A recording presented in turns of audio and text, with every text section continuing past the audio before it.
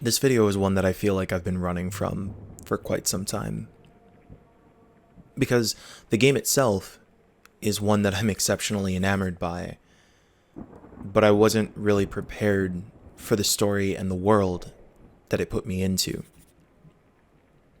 Pendragon is a game based on Arthurian legend, which I really didn't know a whole lot about. And I'll be completely honest, have not researched since playing this game, so I'm sure that there are ways that I could provide additional context to the narrative, but I'm not going to be able to do that here. But frankly, for, I guess, what I want to talk about, I'm not super sure how much it matters. In Pendragon, you choose a character to play as after the fall of Camelot. At the beginning of the game, you have access to either Lancelot or Guinevere, who coincidentally were involved in a tryst that somehow seems to be part of the downfall of Camelot. But regardless, this once amazing whatever kingdom is now in ruins, and you spend the entirety of the game leading a party that you hopefully grow along the way on a journey to Camelot, where you'll encounter Mordred, the man who essentially is responsible for Camelot's downfall. Your quest is to kill Mordred, and that's pretty much all the game gives you off the bat. Now, Pendragon is a roguelike, which means that every time you play the game, it's a little different. The stages are procedurally generated, and Pendragon's big hook is that its narrative is procedurally generated as well. Every move that you make along the map, either turning more territory red to capture it to your side, or letting more territory turn blue for the enemies, it affects the morale of your party, and it also affects every individual piece of dialogue along the way. It's a really powerful feeling system where you can try and show aggression by moving towards the enemy party. You can hold your position or change your stance from an attacking one to a defensive one. And in most cases, the dialogue will respond in turn. But for all the knights and swords, Pendragon is a dour game. Camelot's fall has affected the entire kingdom, and there's virtually no place you can go to that is bright and uplifting. Everyone is suffering.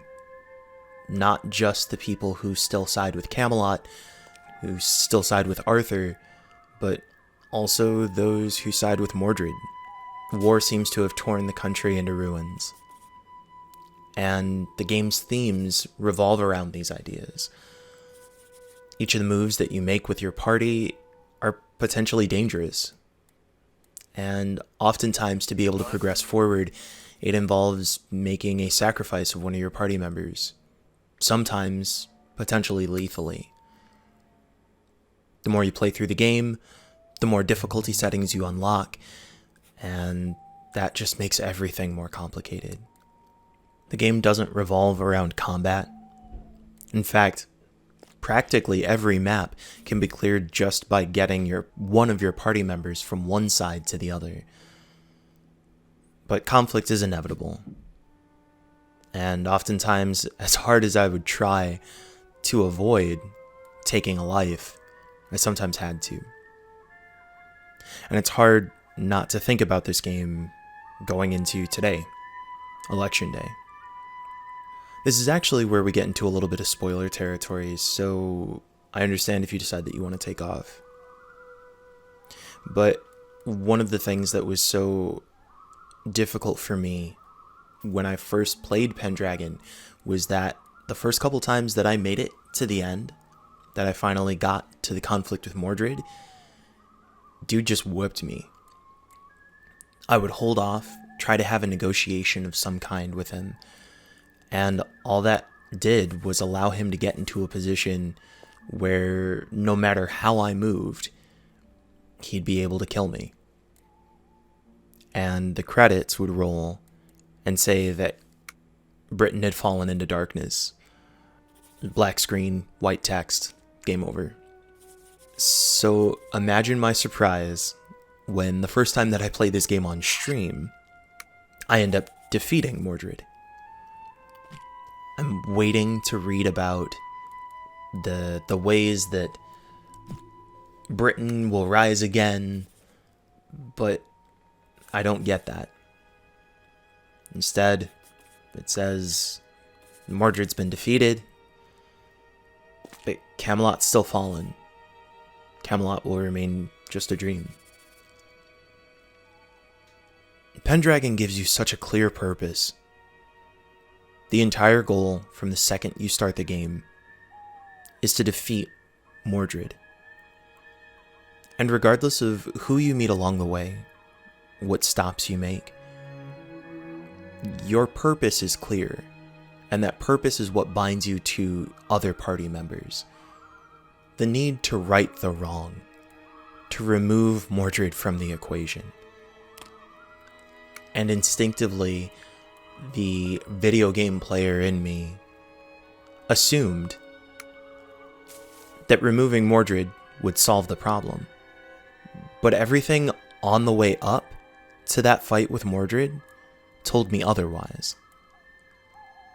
Now, one of the difficult things about a procedurally generated roguelike game is that every time you play it, the story is a little different, which actually provides kind of an interesting edge to unraveling the story of Pendragon, the universe that it takes place in.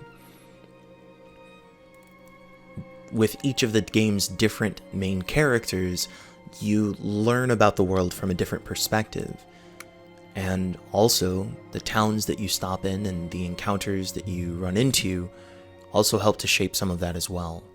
The first couple times I played, I encountered a number of not just knights, but also common folk who were aligned with Mordred. They could see Guinevere in her fancy robes and instantly cast her off. What are you doing here? What did Camelot ever care? They say. Mordred was down here with us, with the people, while you were in your ivory tower.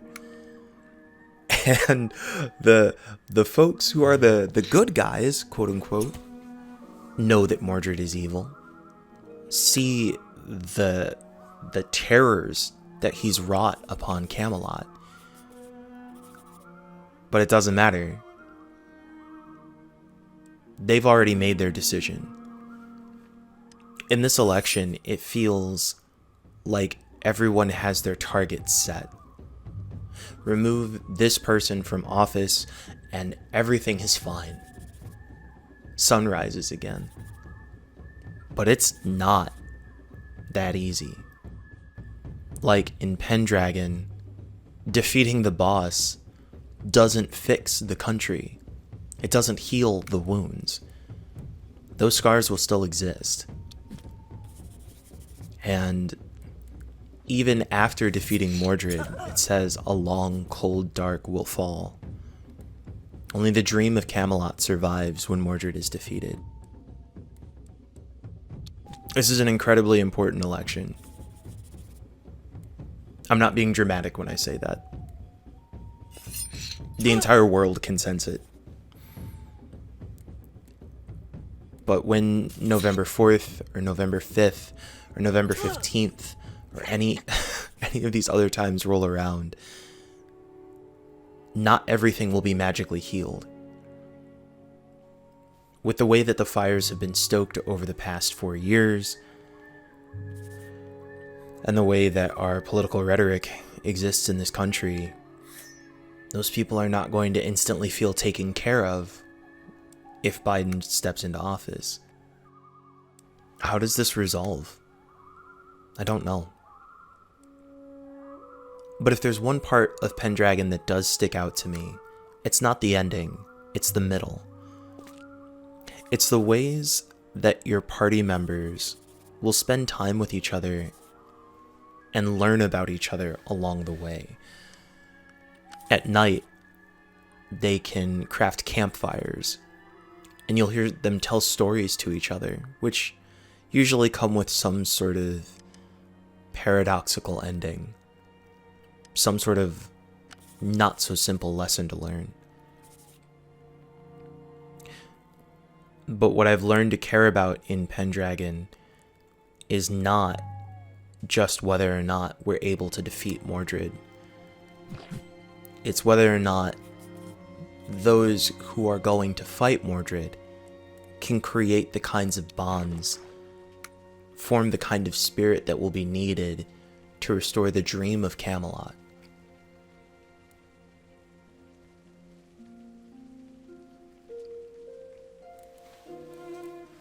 No, that's not even right.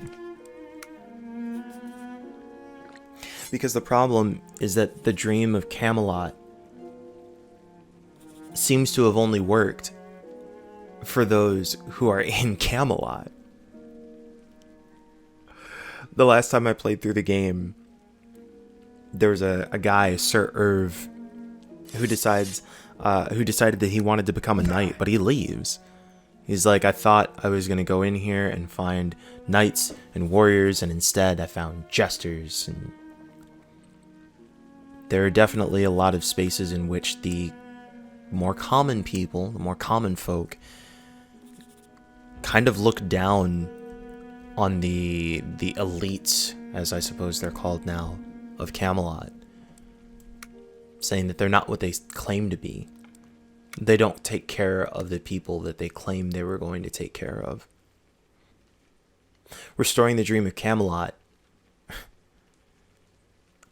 for a lot of these folks, the dream of Camelot didn't work for them anyway. Why would they want it back?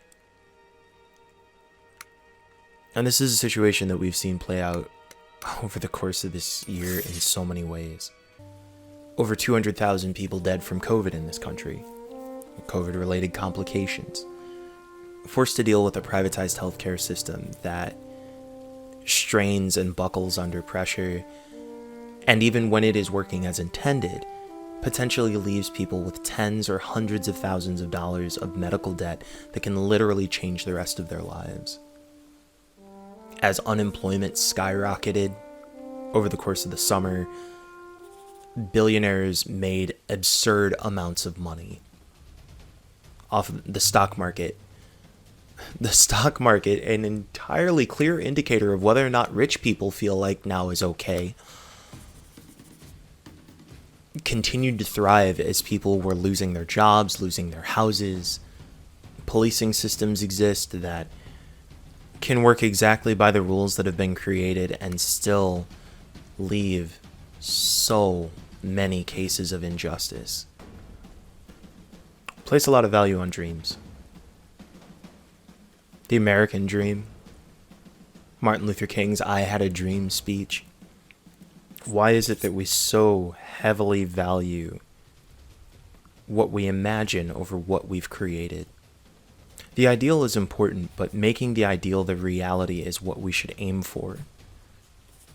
Rest assured, Pendragon leaves no question as to whether or not Mordred is a good person. Mordred is not a good person. Mordred certainly needs to be removed from his position.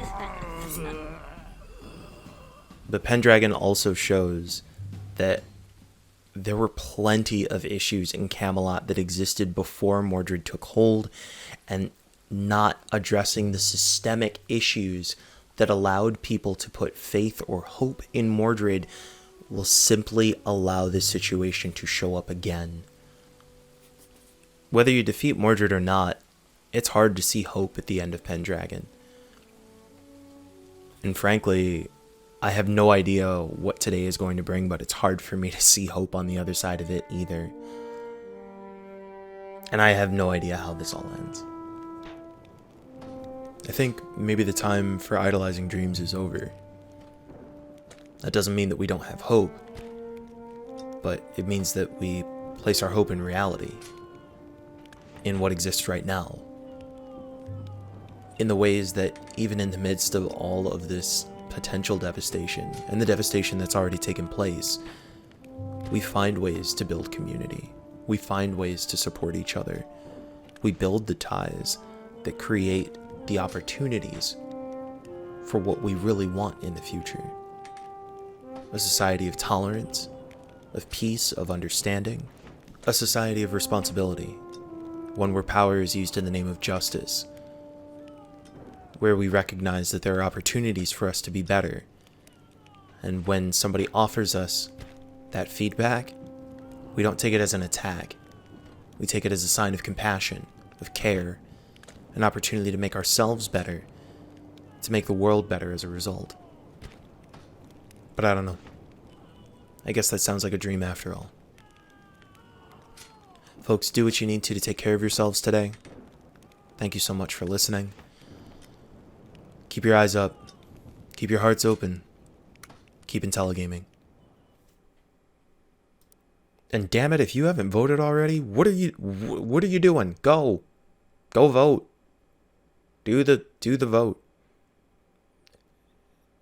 Yeah, do it. Go. Why are you still listening? If you haven't voted, go do the vote. Do the vote. Thank you.